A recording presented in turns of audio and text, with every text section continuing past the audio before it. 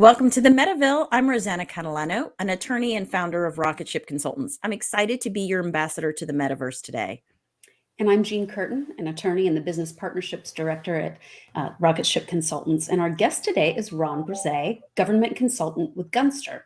He's an accomplished legislative leader and senior executive with more than 20 years of experience in telecom, energy, utilities, government, and business. He's also a member of the Florida Blockchain Task Force, which is studying if and how state, county, and municipal governments may benefit from a transition to blockchain systems for record keeping, data security, financial transactions, and service delivery, and identifying ways to improve relations and interactions with businesses and the public. Welcome to the Metaville. Thank you. It's my pleasure to join you all this afternoon. So tell us about what you do, your work at Gunster, and then we want to dive into your work on the Blockchain Task Force.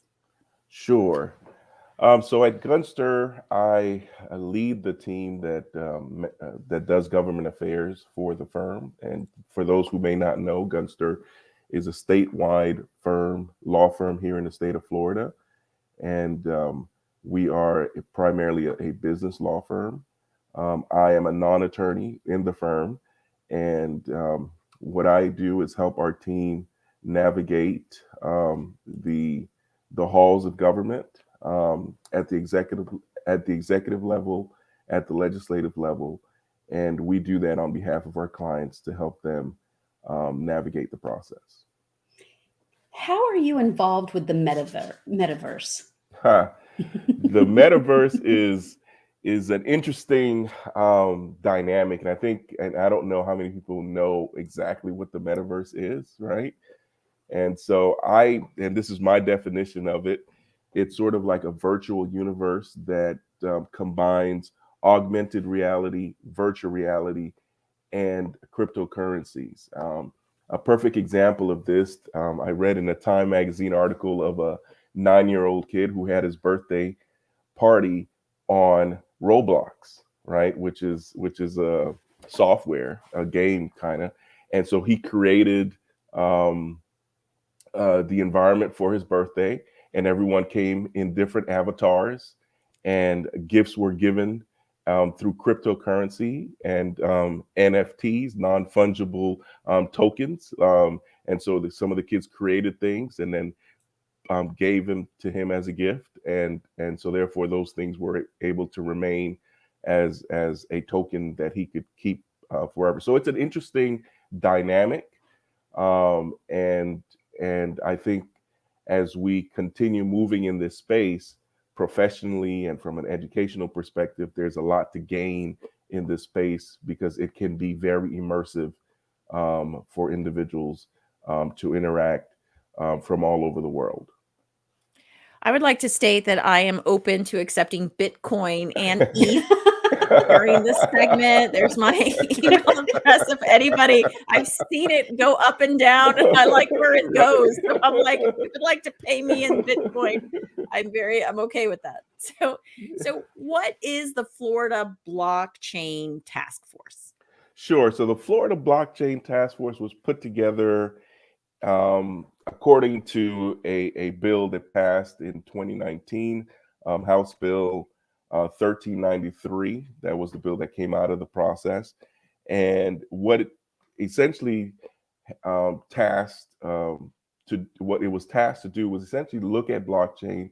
What are the possibilities for use in government, and how to position Florida to engage in blockchain without being overly onerous from a regulatory perspective, but still look at what are some customer or consumer protections that should be in place, and where is the right line in terms of government, what agencies might be best suited to use blockchain technology, also what agencies are in the right place in terms of a life cycle of technology for them to start implementing blockchain. So blockchain, for those who aren't clear what it is, it's essentially a shared ledger, right? And there's all different ways that you can engage with a shared ledger. You have some that are completely private. You have some that are public.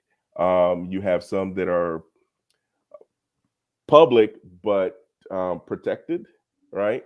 And you have some that are private um, and only available to some within that private entity, right? So when you think about national security, if you have a blockchain, if you're using blockchain or a shared ledger there, then you have a system that's completely closed, right? Even though those who are within the system will use permissions necessary in order to engage certain type of information, but it makes it a whole lot easier to get that information. You can track the information better through that process. So in terms of a public use, for instance, if you had a real ID, you can track that ID, you can engage that ID in ways that we are not able to do today.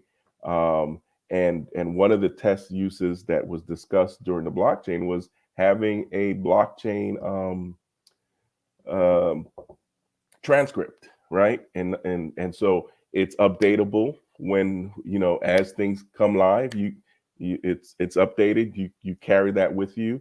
You can connect to it when you need it, and it's almost in real time. Some of the other uses, for example, like with CMS, like Medicaid payments and so forth. If you had a blockchain signature or point of entry, then all of your things that you need to qualify, you wouldn't have to go through all those steps because you have an authenticated piece that says, this is who I am, this is why I qualify. And when those parameters change, the system automatically updates that because it keeps current with all of the other databases that it is engaged with. So those are some of the types of things that the blockchain task force was tasked to look at for the state of Florida. Now, how did you become involved with the task force? That's a good question. So the CFO and I served in the legislature together, and we served on the Public Service Commission together. And so he and I both have had an interest in these type of things while we served in the House and in our work at the Florida Commission. So his chief of staff suggested that I should consider serving on the task force. So I was more than glad to serve on the task force. And then when I joined the task force, at our first meeting, I was elected chair of the task force. Of course. We're going to take a quick commercial break, and we come back. We want to learn more about the work of the Florida Blockchain Task Force. Sure.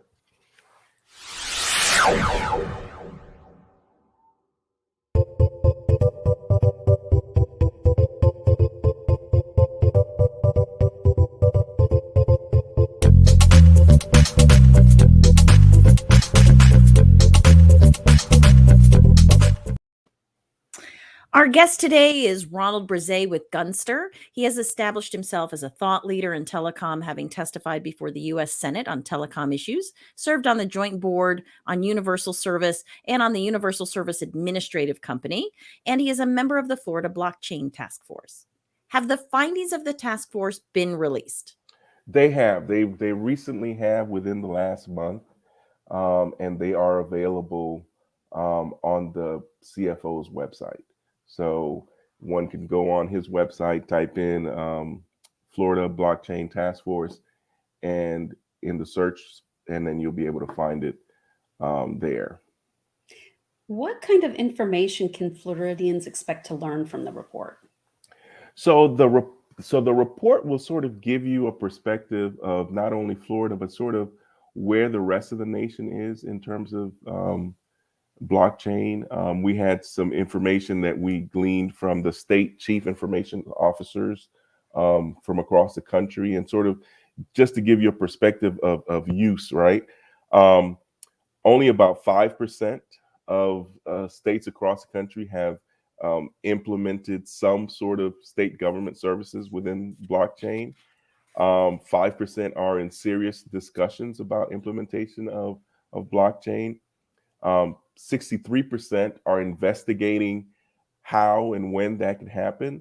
And then 27% are not having any conversations surrounding blockchain at all. So that gives you some perspective or the flavor of where this conversation is across across the nation. One of the things that we were also looking at from a regulatory perspective and from a legislative perspective, what should the state do, right? Should the state pass legislation similar to Wyoming or to New York or others, to see, what would be the best thing for Florida? So Florida being the type of state that it is, I think Florida is taking a laissez-faire approach to it. So sort of monitoring and watching the uses, and as that continues to grow, then there may be some time when there's legislation in place to address certain market factors or market issues as they arise.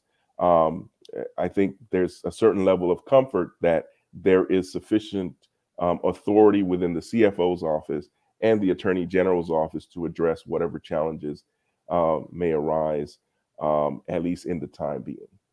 But clearly, there's a lot of interest in cryptocurrency in South Florida, right? You look at what's happening down in Miami. Yeah. There's a big push to draw companies into South Florida as a hub for these type of things, not only for the U.S. but for the Americas. So that it's an exciting time to be involved in this space.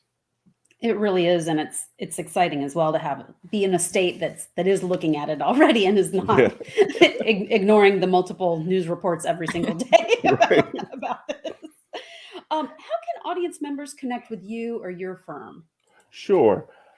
People can connect with me via email. It's probably the most efficient way to do it, and it's rbrisé at gunster.com, or they can visit our website at gunster.com, and they can engage with me that way. And we'd be more than happy to share what we know and provide assistance where we can.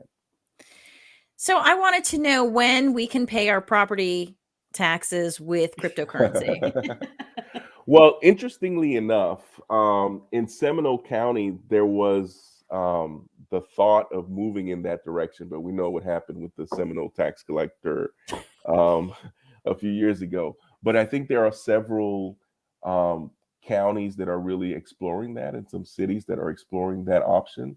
Part of the challenge, which I think anyone who's pays attention to cryptocurrency, is sort of the daily change and fluctuation in valuation, right? And so managing that, I think, is something that that those entities have to really take into consideration as they're moving towards that. But there is a lot of interest in figuring out how to get it done.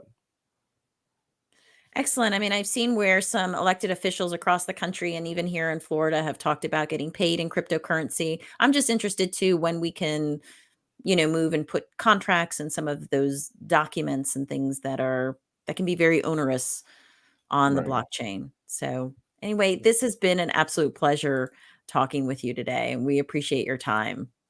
Thank you. It's my pleasure, and look forward to future opportunities to engage in this fashion. Great.